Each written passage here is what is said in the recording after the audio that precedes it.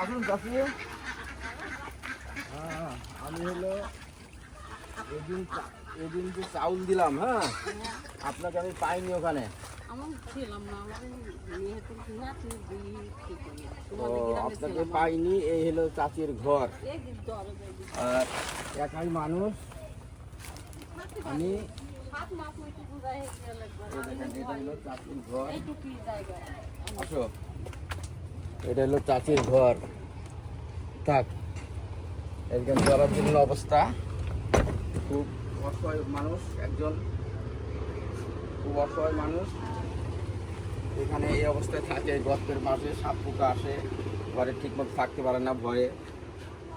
এবং দুনিয়াদারিত্ব একাই আছেন, বেঁচে আছেন উনি, ওনার একটা মেয়ে আছে, তারও সে করুণ অবস্থা। যা হোক, আমি প্রতি মাসে যে চাউল দিই আপনারা জানেন, হঠাৎ করে এই দিন আমি তাকে দেখিনি ওই লোকজনের ভিতরে। তো তখন আমার সন্দেহ হলো যে সেই মেয়েটা কই। যা হোক, তার খোঁজে খোঁজে আমি আজকে হাজির হয়েছি এখানে। এই আমার এই চাচি। যা হোক, আপনার জন্য 10 কেজি চাউল নিয়েছি আমি। হ্যাঁ, আপনি জানেন এখানে আমি 10 কেজি চাউল দিচ্ছি আপনাকে। এই 10 কেজি চাউল রাখেন। আর আপনাকে তো চাউল আমি প্রতি মাসেই দিই। হ্যাঁ, প্রতি মাসে দাও। হ্যাঁ, আর কয় বছর ধরে আপনাকে চাউল দিই আমি, তাই না? হ্যাঁ, অনেক দিন থেকে। যা হোক, আল্লাহর অশেষ মেহেরবানিতে আমি এই ধরনের অসহায় মানুষ দেখে আপনার বাসায় কৈকের কাজ করি। অসহায় হিন্দু হোক, মুসলিম হোক, সবাই অসহায় বলতে সবাই এক কাতারে, ধর্ম যার যার হোক না কেন। এটা খুব অসহায় একটা মানুষ, যার কারণে আমি চাউল দিতে পারিনি, সেদিন সে যায়নি। আমি তার ভিতর থেকে আমার মনের ভিতরে একটা অশান্তি সৃষ্টি হয়েছে যে সেই মানুষটা আসলো না কেন, কী ব্যাপার, অসুস্থ নাকি কি। যাই হোক, আমি খোঁজে খোঁজে এসেছি, চাচির খোঁজে। যা হোক, পাইলাম। এই হলো তার হলো ঘর। আমি 10 কেজি তাকে চাউল নিয়ে এসেছি। এই হলো চাউল, সে নিতে যায়নি। যা হোক, আপনি ভালো থাকেন।